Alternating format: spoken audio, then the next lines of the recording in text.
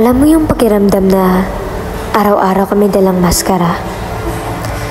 Ngumingiti ka sa harap ng lahat, pero sa loob mo, unti-unti ka nang gumuguho.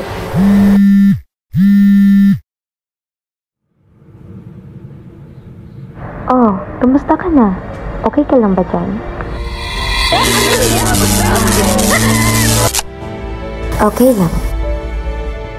Tinatago mo ang totoo dahil pakiramdam mo wala namang nakakaintindi.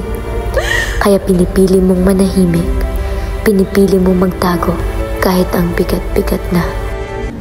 Pero minsan, kahit di mo hingin, may dumarating. Mga kaibigan handang umupo sa tabi mo at ipaalala na hindi mo kailangan kayanin mag-isa dahil nariyan sila upang samahan ka.